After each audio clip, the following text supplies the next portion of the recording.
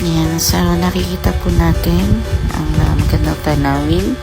Yan po ay papuntang Mabaldog Elementary School. Kami po ay pupunta doon kahit na medyo mahirap, adventure ang aming dinadaanan. Ayan, makikita nyo po ngayon dyan kung gaano talaga ka-adventure, kung gaano talaga ang hirap at sakripisyo na makapunta sa Mabaldog Elementary School. Ayan, kami po ay pupunta doon para makapag-abot ng konting tulong para sa mga estudyante na nag-aaral doon at ganoon na rin sa kanilang pamilya. Meron pong 30 plus na estudyante doon at merong 50 plus na pamilya. Ayan. Ang mga nakasakay po dyan sa nakikita nyo sa sasakyan na yan. Siya nga po pala, ang sasakyan na yan ay tinatawag nilang hubad. Ayan, dyan po kami mga nakasakay. Ayan, yung nag-video po na yan ay siyang si Vlog. Yan. Pero yung nakasakay na binibidyo yan na yan ay kami po. Opo, magkakaiba kami ng sasakyan. Bali, 3 hubad po yun para makapunta sa Mabaldog Elementary School. Ayan, nakikita nyo naman po kung gaano kahirap yung pinagdaan namin. Sobrang baldog talaga. Literal na mabaldog.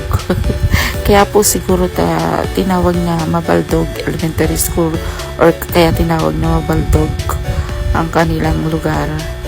Dahil talaga namang sobrang mababaldog ang inyong mga sasakyan, ang inyong mga katawan. Ayan, nakikita nyo naman po kung paano at gaano kahirap. Ayan o, hirap na hirap yung aming mga sasakyan na tinatawag nilang hubad sa pag-akyat at pagtawid ng ilog. Ayan, sobrang sacrifice.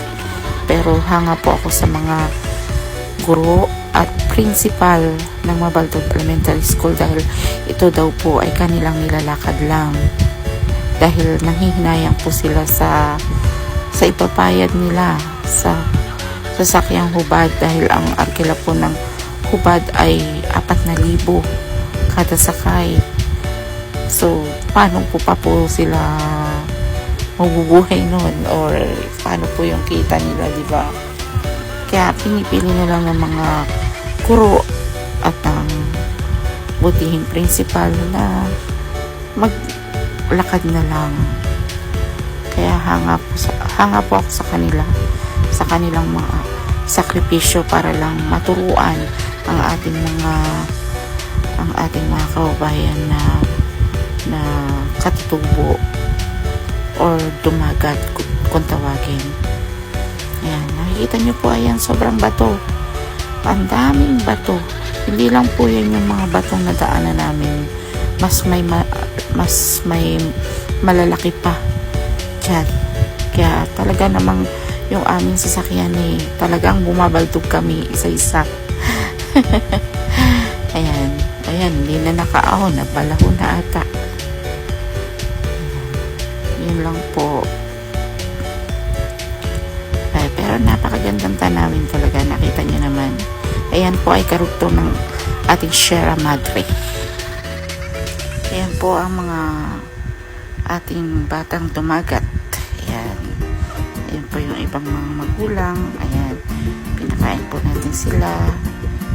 Bali nag-feeding po tayo bago tayo namigay ng mga relief goods sa kanila. Ayan. Parang boodle fight lang ngayon. Ganon.